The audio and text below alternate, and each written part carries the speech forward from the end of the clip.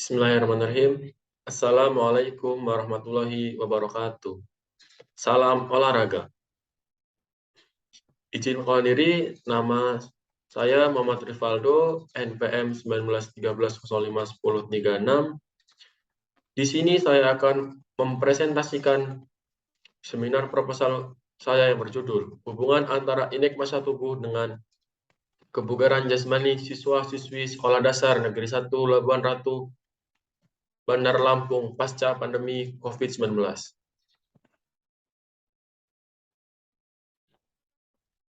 Yang terhormat kepada Bapak Dr. Rahmat Hermawan MKes AIFO selaku pembimbing pertama. Yang terhormat Bapak Dr. Andes Surisman MPD selaku pembimbing kedua. Kemudian saya hormati Bapak Dr. Marta Dinata MPD selaku pembahas pada seminar proposal saya.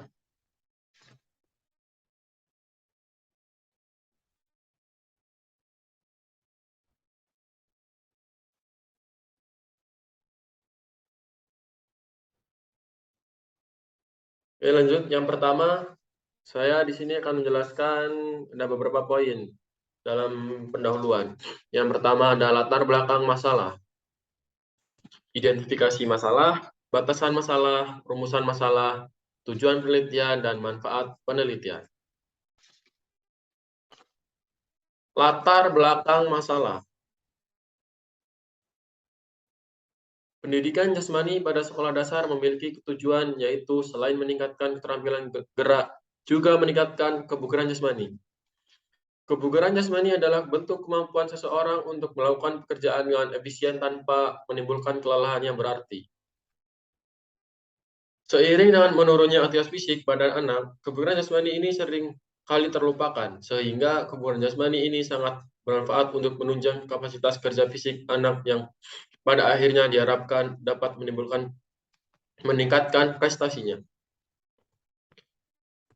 Pada Sekolah Dasar Negeri 1 Labuan Ratu, Bandar Lampung, siswa-siswi menunjukkan bahwa masih ada yang tidak melakukan sarapan pagi sebelum berangkat sekolah, dan pada saat istirahat tidak memperhatikan makanan apa yang dikonsumsi. Pola makanan yang seperti ini, jika dilakukan setiap hari, akan menyebabkan efek yang kurang baik untuk tubuh, salah satunya yaitu kegemukan atau kelebihan berat badan. Kelebihan berat badan ini akan berpengaruh pada indeks massa tubuh jika tidak diimbangi dengan olahraga yang rutin dan teratur.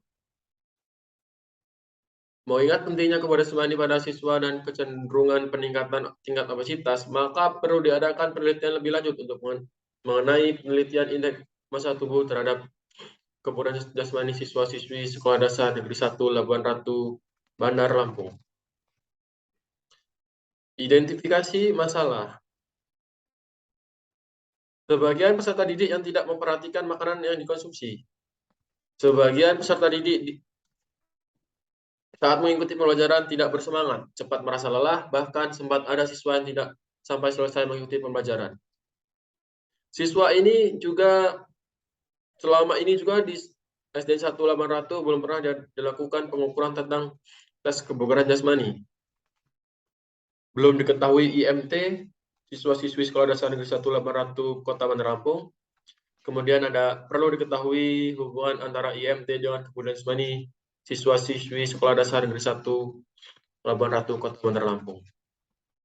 Selanjutnya, batasan masalah. Melihat berbagai masalah yang muncul dan disesuaikan dengan permasalahan, maka masalah yang akan dibahas dalam proposal ini dibatasi pada hubungan antara IMT dengan kebugaran jasmani siswa-siswi Sekolah Dasar Negeri 1 Labuan Ratu Kota Bandar Lampung pasca pandemi COVID-19. Rumusan masalah. Berdasarkan latar belakang dan identifikasi masalah di atas, maka rumusan masalah dalam penelitian ini adalah seberapa besar hubungan IMT dengan kebugaran jasmani siswa-siswi Sekolah Dasar Negeri 1 Labuan Ratu Kota Bandar Lampung. Tujuan masalah. Sesuai dengan rumusan masalah di atas, maka tujuan penelitian ini adalah untuk mengetahui berapa besar hubungan antara IMT dengan kebugaran jasmani siswa-siswi Sekolah Dasar Negeri 1 Labuan Ratu Kota Bandar Lampung. Manfaat penelitian. Cara teoritis, penelitian ini diharapkan mampu menjadi salah satu bahan bacaan atau referensi untuk menunjukkan bukti-bukti secara ilmiah tentang hubungan IMT dengan kebugaran jasmani siswa-siswi Sekolah Dasar Negeri 1 Labuan Ratu. Secara praktis, bagi pelajar, sebagai acuan dalam menerapkan perilaku hidup sehat, memilih makanan sehat, dan lebih peduli dengan kesehatan tubuh serta meningkatkan latihan untuk mendapatkan kebugaran jasmani dan IMT yang baik. Bagi guru, dapat mengetahui indeks massa tubuh dan kebugaran jasmani siswa, sehingga guru akan lebih mudah untuk menerapkan pembelajaran ke depannya. Bagi sekolah, dengan adanya penelitian ini diharapkan terus meningkatkan kualitas dan kuantitas kegiatan ekstrakurikuler serta mata pelajaran pendidikan jasmani guna menunjang prestasi. Bagi lembaga, dengan adanya penelitian ini diharapkan terus melengkapi apa yang diperlukan untuk menunjang IMT yang ideal, serta kebugaran jasmani yang dapat terjaga dan lebih baik lagi. Bagi peneliti, dapat mengetahui seberapa besar hubungan antara indeks massa tubuh dengan kebugaran jasmani siswa-siswi Sekolah Dasar Negeri 1 Labuan Ratu, Kota Bandar Lampung. Kemudian pada bab 2, tinjauan pustaka, ada beberapa poin. Yang pertama, pendidikan jasmani, indeks massa tubuh, kebugaran jasmani, karakter siswa-siswi Sekolah Dasar, penelitian yang relevan, kerangka berpikir, dan hipotesis penelitian. Langsung saja yang pertama, tinjauan pustaka, pendidikan jasmani. Pendidikan jasmani menurut Prasdiani, 2013. Pendidikan jasmani adalah proses pendidikan yang memanfaatkan aktivitas jasmani yang direncanakan secara sistematik bertujuan untuk mengembangkan dan meningkatkan individu secara organik, neuromuskular, perspektual, kognitif, dan emosional. Dalam kerangka sistem pendidikan nasional, tujuan pendidikan jasmani. Menurut Suryo Broto, 2004, tujuan pendidikan jasmani adalah untuk pembentukan anak, yaitu sikap atau nilai, kecerdasan, fisik, dan keterampilan atau psikomotor. Sehingga siswa akan dewasa dan mandiri yang nantinya dapat digunakan dalam kehidupan sehari-hari. Ruang lingkup pendidikan jasmani. Menurut BNSB 2006, ruang lingkup mata pelajaran pendidikan jasmani, olahraga, dan kesehatan adalah sebagai berikut. Yang pertama, permainan dan olahraga, yaitu meliputi olahraga tradisional, permainan, eksplorasi gerak, keterampilan lokomotor, dan non-lokomotor. Kedua, aktivitas pengembangan, meliputi mekanika sikap tubuh, komponen kebugaran jasmani, dan bentuk postur tubuh serta aktivitas fisik lainnya. Aktivitas senam, meliputi ketangkasan sederhana, ketangkasan tanpa alat, ketangkasan dengan alat, dan senam lantai, serta aktivitas lainnya. Keempat, aktivitas ritmik, meliputi gerak bebas, senam pagi, senam aerobik, serta lainnya. Aktivitas air, meliputi permainan di air, keselamatan air, keterampilan gerak di air, dan renang. Pendidikan luar sekolah, meliputi piknik atau karya wisata, pengenalan lingkungan, berkemah, menjelajah, dan mendaki gunung. Kemudian ada kesehatan, yaitu meliputi penanaman budaya hidup sehat dalam kehidupan sehari-hari, khususnya yang terkait dengan perawatan tubuh agar tetap sehat, merawat lingkungannya sehat, memilih makanan dan minuman, di mana komposisi tubuh berkaitan dengan aturan gizi orang tersebut. Indeks massa tubuh. Indeks massa tubuh merupakan petunjuk untuk menentukan kelebihan berat badan berdasarkan IMT, kuartilet berat badan dalam kilogram dibagi dengan kuadrat tinggi badan. Interprestasi IMT tergantung pada umur dan jenis kelamin anak, karena anak lelaki dan perempuan memiliki kadar lemak tubuh yang berbeda. Indeks massa tubuh adalah cara termudah untuk memperkirakan obesitas serta berkorelasi tinggi dengan massa lemak tubuh. Selain itu juga penting untuk mengidentifikasi pasien obesitas yang mempunyai risiko komplikasi medis. Pujiadi dan Hegar 2010 nomor 33. Indeks massa tubuh dalam penggunaan mempunyai kelebihan dan kekurangan. IMT memiliki keterbatasan dalam subjek pengukurannya, yaitu tidak dapat digunakan untuk mengukur bayi usia kurang dari 2 tahun, wanita hamil, dan olahragawan. Hal ini disebabkan IMT tidak bisa membedakan antara massa lemak dengan massa otot ataupun cairan. Selain itu, IMT juga hanya bisa digunakan untuk menentukan obesitas general, bukan obesitas sentral atau abdominal. Sulistianingrum 2010 nomor 29. Berdasarkan metode pengukuran IMT menurut WHO 2011. Untuk menentukan IMT seseorang maka dilakukan dengan cara responder, diukur terlebih dahulu berat badannya dengan timbangan, kemudian diukur tinggi badannya dan dimasukkan ke dalam rumus di bawah sebagai berikut. IMT sama dengan berat badan kilogram, tinggi badan dalam kurung meter, kemudian dikuadratkan. Seperti itu. Kemudian faktor-faktor yang mempengaruhi IMT. Yang pertama, usia.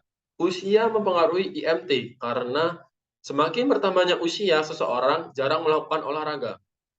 Ketika seseorang jarang melakukan olahraga, cenderung berat badannya akan meningkat, sehingga dapat mempengaruhi indeks massa tubuh, Arisman 2014. Kedua, aktivitas fisik. Aktivitas fisik menggambarkan gerakan tubuh yang disebabkan oleh kontraksi otot. Aktivitas fisik berbanding terbalik dengan IMT. Apabila aktivitas fisik meningkat, maka hasil IMT akan semakin normal. Bila aktivitas fisiknya menurun, maka IMT atau indeks massa tubuh akan meningkat. Yang ketiga, jenis kelamin. Menurut Asil dan kawan-kawan 2014, IMT dengan kategori kelebihan berat badan lebih banyak ditemukan pada laki-laki. Angka obesitas lebih tinggi ditemukan pada perempuan dibandingkan dengan laki-laki. Distribusi lemak tubuh antara laki-laki dan perempuan juga berbeda. Kemudian yang keempat ada pola makan. Abramowitz dalam Prada 2014 menyatakan pola makan adalah pengulangan susulan makanan pada saat makan. Pola makan berhubungan dengan jenis, proporsi, dan kombinasi makanan yang dimakan oleh seseorang. Masyarakat dan kombinasi makanan yang dimakan oleh seseorang, masyarakat atau sekelompok populasi. Yang kelima, berat badan. Pemantauan berat badan normal merupakan hal yang harus diperhatikan untuk mencegah penyimpangan berat badan. Keenam, suku bangsa. Menurut Bray, tahun 2012, berdasarkan hasil penelitian pada indeks massa tubuh yang sama, terdapat perbedaan persentase lemak tubuh di antara sejumlah besar ethnic group atau suku bangsa. Kemudian yang terakhir, ketujuh, keturunan. Keturunan juga menjadi salah satu faktor yang mempengaruhi indeks massa tubuh seseorang karena semua ciri atau karakteristik individu tersebut diwariskan kepada anak atau segala potensi baik fisik maupun psikis yang dimiliki seseorang sejak masa pembuahan sebagai warisan atau keturunan dari orang tua.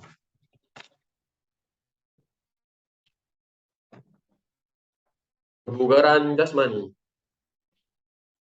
Kebugaran jasmani menurut Joko Peke Irianto 2004 adalah kemampuan seseorang dalam melakukan aktivitas harian secara efisien tanpa menimbulkan kelelahan yang berlebihan, sehingga masih ada cukup tenaga untuk menikmati waktu luang.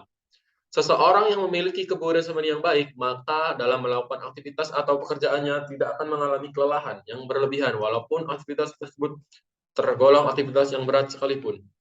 Namun sebaliknya, bila kebugaran jasmani seseorang buruk, maka dalam melakukan aktivitas atau pekerjaan akan terasa sangat berat. Kemudian kebugaran jasmani menurut Rusdi dan kawan-kawan menjelaskan bahwa kebugaran jasmani adalah kemampuan seseorang untuk melakukan aktivitas fisik yang di dalam tersebut memerlukan kekuatan daya tahan dan fleksibilitas. Kebugaran jasmani menurut Joko Peke 2004 dibagi menjadi 3. Kebugaran statis, keadaan tubuh yang bebas dari penyakit dan cacat. Kedua, kebugaran dinamis, kemampuan seseorang untuk melakukan aktivitas yang tidak memerlukan suatu keterampilan khusus, misalnya berjalan, berlari, melompat, dan mengangkat. Kebugaran motoris, kemampuan seseorang untuk melakukan aktivitas yang dituntut untuk dapat memiliki suatu keterampilan khusus. Seseorang pemain bola basket yang dituntut untuk dapat menguasai teknik-teknik dasar seperti dribbling, passing, shooting, dan layup. Komponen-komponen kebugaran jasmani. Kebugaran jasmani memiliki beberapa komponen yang saling berkaitan antara satu dengan yang lain. Agar seseorang dapat dikatakan memiliki kebugaran jasmani yang baik, maka setiap komponen kebugaran jasmani juga harus di dalam kondisi baik. Menurut Kravitz 1997, kebugaran yang berhubungan dengan kesehatan memiliki 5 komponen dasar, yaitu yang pertama, daya tahan. Jantung dan paru-paru adalah kemampuan dari jantung, paru-paru, dan pembuluh darah untuk melakukan latihan-latihan yang keras dalam waktu yang lama, seperti aerobik, jogging, berenang, bersepeda, mendayung, dan lainnya. Kekuatan adalah kemampuan otot-otot untuk menggunakan tenaga maksimal atau mendekati maksimal untuk mengangkat beban. kelentukan, daerah gerak otot-otot, dan persendian tubuh.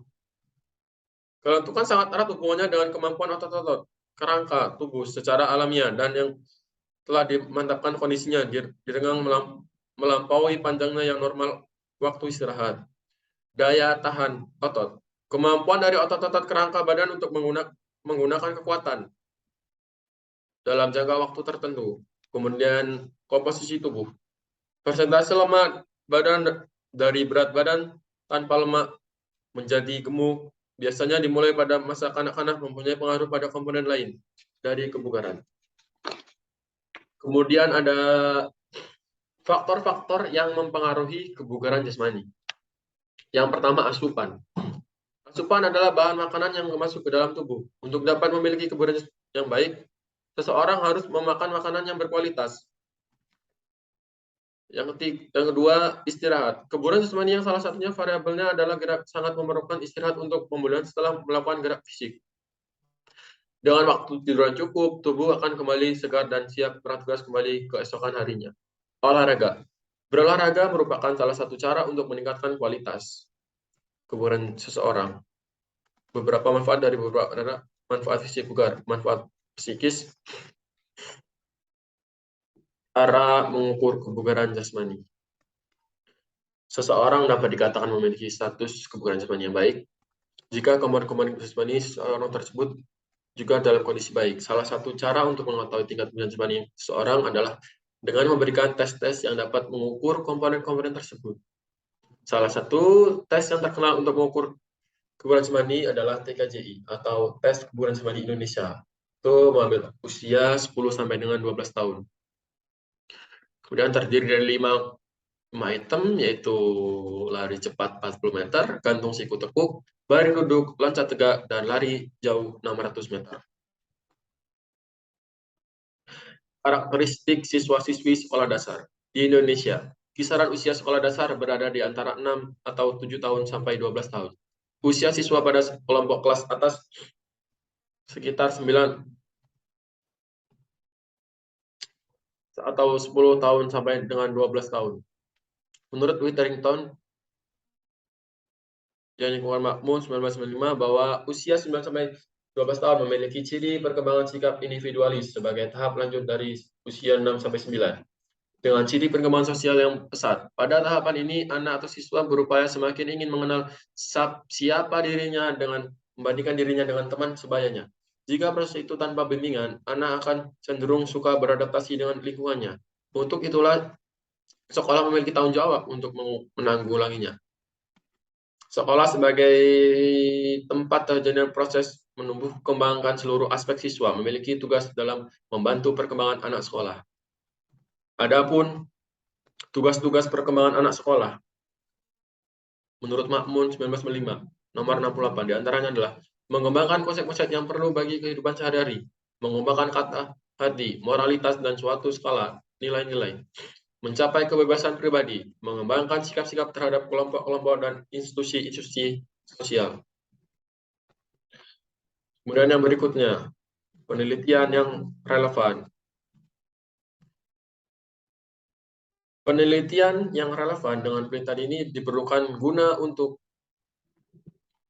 mendukung kajian teoritis yang telah dikemukakan sehingga dapat digunakan sebagai landasan pada penyusunan kerangka berpikir. Hasil penelitian yang relevan adalah Syauqi 2012 yang berjudul Hubungan IMT dengan Kebugaran Jasmani Mahasiswa Program Studi Kedokteran Unja. Yang kedua, Yuni Sunarni 2019 yang berjudul Hubungan IMT dengan Tingkat Kebugaran Jasmani Anak Usia 10 sampai dengan 12 tahun. Yang ketiga, Muhammad Taat Abdul Razak 2022 yang berjudul Hubungan IMT dengan Kebugaran Jasmani Peserta Didik kelas 7D dan E di SMP Negeri 3 Sentolo, Kabupaten Kulon Progo. Kerangka berpikir. IMT dan kebugaran jasmani memiliki peran yang penting dalam berkembangnya siswa-siswi, yaitu dapat mempengaruhi pertumbuhan dan perkembangannya. Adanya keterikatan dua komponen tersebut, maka perlu proses pembuktian. Dengan melakukan pengambilan data IMT dan tingkat kebugaran jasmani, data tersebut dapat menjadi indikasi seberapa erat keterikatan antara IMT dan kebugaran jasmani. Penelitian ini akan meneliti tentang hubungan IMT dengan kebugaran jasmani. Penelitian ini menggunakan pengukuran IMT dan jasmani. Instrumen yang digunakan dalam pengukuran IMT adalah dengan melibatkan dua komponen, yaitu tinggi badan dan berat badan. Kebugaran jasmani akan diukur menggunakan tes TKJI usia 10 sampai dengan 12. Hipotesis yang diajukan yaitu seberapa besar hubungan antara IMT dengan kebugaran jasmani siswa-siswi Sekolah Dasar Negeri 1 Labuan Ratu. H0. Adanya hubungan antara IMT dengan kebugaran jasmani. H1. Tidak adanya hubungan antara IMT dengan kebugaran jasmani. Kemudian pada bab 3, metodologi penelitian, ada beberapa poin. Yang pertama, metode penelitian. Kedua, populasi dan sampel. Ketiga, tempat dan waktu penelitian. Keempat, variabel penelitian. Kelima, desain penelitian. Keenam, definisi operasional variabel. 7, instrumen penelitian. 8, teknik pengumpulan data. Dan 9, teknik analisis data. Yang pertama, metode penelitian. Penelitian ini merupakan penelitian korelasional. Penelitian korelasional yaitu penelitian yang dilakukan untuk mengetahui ada tidaknya hubungan antara IMT dengan kebugaran jasmani. Kedua atau beberapa variabel tersebut. Arikunto 2010. Metode yang digunakan dalam penelitian ini adalah metode survei. Penelitian ini bertujuan untuk mengetahui ada tidaknya hubungan antara IMT dengan kebugaran jasmani siswa-siswi Sekolah Dasar Negeri 1 Labuan Ratu, Bandar Lampung. Populasi dan sampel. Menurut Ismianto, populasi adalah keseluruhan objek atau totalitas subjek penelitian yang dapat berupa orang, benda, atau suatu hal yang di dalamnya dapat diperoleh dan atau dapat memberikan informasi atau sebuah data penelitian. Populasi yang digunakan dalam penelitian ini adalah sejumlah siswa-siswi yang berduduk di bangku kelas 6 Sekolah Dasar Negeri 1 Labuan Ratu, Kota Bandar Lampung. Kemudian pada SD 1 Bandar Lampung yang berjumlah sekitar 217 siswa-siswi, yaitu putra sebanyak 102, kemudian putri sebanyak 111. Sampel. Arikunto 2006 pendapat bahwa sampel adalah sebagian atau sebagai wakil populasi yang akan diteliti. Apabila penelitian yang dilakukan sebagai sebagian dari populasi, maka bisa dibilang penelitian tersebut penelitian sampel. Pengambilan sampel dalam penelitian ini yaitu dilakukan secara acak pada siswa kelas 6 sekolah dengan total sampel yang berjumlah 20 siswa, yaitu 11 putra dan 9 putri. Tempat waktu penelitian. Tempat penelitiannya itu di Sekolah Dasar Negeri 1 Labuan Ratu yang beralamat di Labuan Ratu, Kecamatan Labuan Ratu, Kota Bandar Lampung, Provinsi Lampung. Waktu penelitian dilaksanakan pada bulan Desember 2022. Variabel penelitian. Menurut Sugiono, variabel penelitian pada dasarnya adalah segala sesuatu yang berbentuk apa saja yang ditetapkan oleh peneliti untuk dipelajari sehingga diperoleh informasi tentang hal tersebut. Kemudian ditarik kesimpulan. Dalam penelitian terdapat dua variabel, yaitu variabel bebas atau X yaitu IMT, kemudian variabel terikat yaitu Y. Variabel terikat Y yaitu kebugaran jasmani. Desain penelitian. X yaitu IMT, kemudian Y yaitu kebugaran jasmani. Definisi operasional variabel. Variabel bebas dalam penelitian ini yaitu IMT dan kebugaran jasmani sebagai variabel terikatnya. Agar tidak terjadi salah pemahaman dalam penelitian ini, maka akan dikemukakan definisi operasional yang digunakan dalam penelitian ini, yaitu yang pertama, IMT adalah hasil pembagian berat badan kilogram dengan kuadrat tinggi badan meter dikuadratkan. Setelah didik menggunakan timbangan berat badan dan tinggi badan menggunakan stadiometer. Yang kedua, kebugaran jasmani yaitu kesanggupan dan kemampuan siswa-siswi SDN 1 Labuan Ratu untuk melakukan tes TKJI, yaitu lari 40 meter, gantung siku tekuk, baring duduk, vertikal jam, dan lari 600 meter. Instrumen penelitian. Arikunto 2010 nomor 134 menyatakan instrumen penelitian adalah alat bantu yang digunakan dan dipilih peneliti dalam kegiatannya, mengumpulkan agar kegiatan tersebut menjadi sistematis dan dipermudah. Instrumen tes yang digunakan sebagai berikut. IMT diukur dengan rumus sebagai berikut. Untuk mengukur tinggi badan yaitu menggunakan statur meter. Kemudian untuk berat badan menggunakan timbangan badan. Instrumen yang digunakan adalah TKJI 10-12 tahun. Kemudian adapun kriteria kebugaran jasmani yaitu kurang, sedang, dan baik. Tes kebugaran jasmani Indonesia yang dikeluarkan oleh Depnas ini telah disepakati dan ditetapkan menjadi suatu instrumen yang berlaku di seluruh Indonesia. Ini pengumpulan data. Data yang akan dikumpulkan dalam penelitian ini yaitu IMT dan kebugaran jasmani. Langkah-langkah atau proses pengambilan data dalam penelitian ini adalah sebagai berikut. Yang pertama, mengumpulkan data IMT dan responder dengan mengukur tinggi badan dengan meteran dan berat badan dengan timbangan. Kemudian, yang kedua, dilakukan pengukuran kebugaran jasmani yang terdiri dari 5 item tes, yaitu lari 40 meter, gantung siku tekuk, baring duduk, vertikal jam, dan lari 600 foot bagi putra dan putri. Tingkat kebugaran jasmani yang telah mengikuti tes kebugaran jasmani Indonesia diklasifikasikan dengan norma seperti tertera pada tabel berikut ini, yang berlaku bagi putra dan putri. Jadi ada beberapa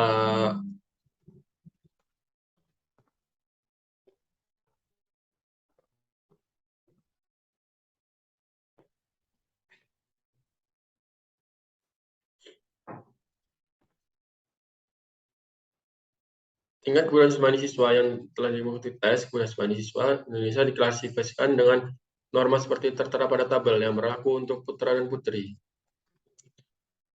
Jumlah nilai, jadi 22 sampai dengan 25 mendapat klasifikasi baik sekali, 18 sampai 21 baik, 14 sampai 17 sedang, 10 sampai 13 kurang, 5 sampai 9 kurang sekali. Teknik analisis data. Uji hipotesis yang digunakan yaitu uji korelasi. Uji korelasi digunakan untuk mengetahui hubungan antara masing-masing variabel bebas terhadap variabel terikat. Uji ini menggunakan rumus Person Product Moment, HADI 1991 nomor 26. Jadi ini merupakan rumus Person Product Moment. Terangannya yaitu R nilai korelasi, X variabel prediktor, Y variabel kriterium, N jumlah pasangan skor, sigma X Y jumlah skor kali X dan Y, sigma X jumlah X, sigma Y jumlah skor Y, sigma X kuadrat jumlah kuadrat skor X, sigma Y kuadrat jumlah kuadrat skor Y, sigma X kuadrat jumlah skor X, sigma Y kuadrat jumlah skor Y. Sebelum data dianalisis menggunakan uji korelasi, data dikonversikan terlebih dahulu ke dalam tabel. Nah, jadi dikonversikan dulu ke dalam tabel berikut ini. Dalam IMT kategori ada beberapa kategori. Yang pertama kurus berat, kurus ringan, normal, gemuk ringan, gemuk berat. Dalam kebugaran jasmani ada beberapa kategori, baik sekali, baik, sedang, kurang sekali. Jadi seperti itu dalam konversi untuk pengambilan nilai. Mungkin itu saja yang dapat saya presentasikan, kurang dan lebihnya saya mohon maaf. Saya akhiri. Wassalamualaikum warahmatullahi wabarakatuh. Salam olahraga.